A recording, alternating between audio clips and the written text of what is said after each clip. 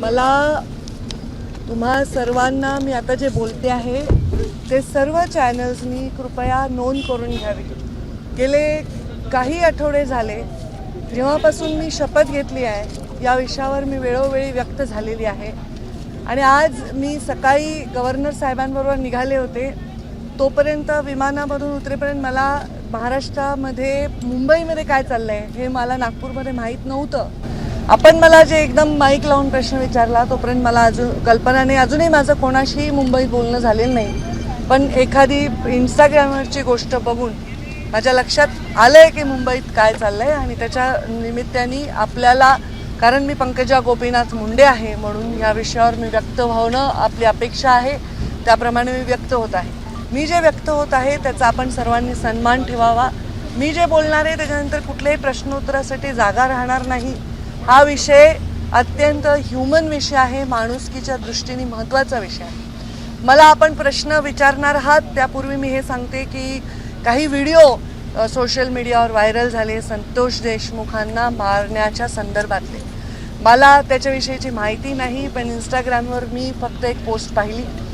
ते व्हिडिओ उघडायची किंवा बघायची माझी हिंमत देखील झाली नाही, कारण ज्यांनी त्यांना एवढ्या अमानुषपणे मारलं आहे आणि एवढ्या अमानुषपणे मारून त्याचा व्हिडिओ केला आहे त्यांच्यामध्ये जेवढी निर्मनुष्यता आहे किंवा ह्या व्हिडिओचा काहीतरी आपल्याला वापर करायचा असा काहीतरी कोणीतरी प्रयत्न करत असेल त्याच्यामध्ये पण जी निर्मनुष्यता आहे ती माझ्यामध्ये नाही.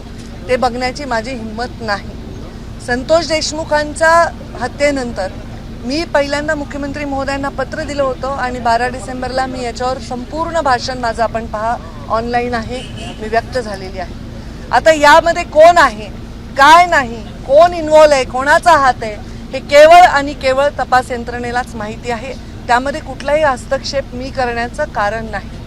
एवढं मात्र नक्की सांगते की ज्या मुलांनी ही हत्या केलेली आहे त्या मुलांच्या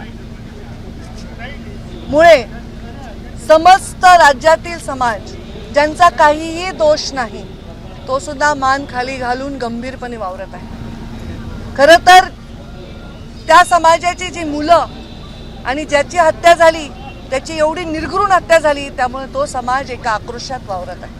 खरं तर समाज आणि जात याच्यावर बोलायची गरज नाही, पण आता परिस्थितीच अशी आहे प्रत्येक गोष्ट जातीवर जाते. गुन्हेगाराला कुठलीही जात नसते, अमानुषपणे कोणाला निर्दयीपणे संपवणाऱ्याला कुठलीही जात नसते आणि त्याच्यावर एक निर्णय घेणाऱ्या राज्यकर्त्याला सुद्धा जात नसली पाहिजे.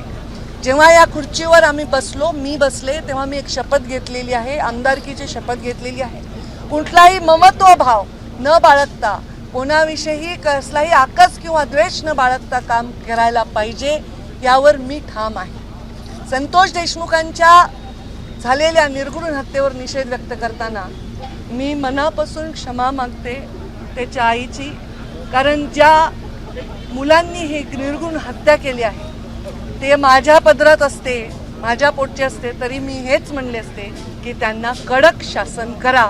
याच्या पलीकडे कोणताही राजकीय नेता, एखादं व्यक्तिमत्व कोणीही भाष्य करू शकणार नाही. आज अजून एक तुमचा एकदम उतावळेपणा येतोय की मी काय गंभीर बोलते याच्याकडे दुर्लक्ष करून. तर धनंजय मुंडेंचा राजीनामा झालाय, मी त्याचंही स्वागत करते. हा राजीनामा फार आधी व्हायला पाहिजे होता. हा राजीनामापेक्षा शपथच नाही व्हायला पाहिजे होती. तर या सगळ्या गोष्टींना पुढच्या बोगांना कदाचित सामोरं जावं लागलं नसतं. घेणाऱ्यांनी सुद्धा आधी घ्यायला पाहिजे होता, धनंजयनी सुद्धा आधी राहायला पाहिजे होता.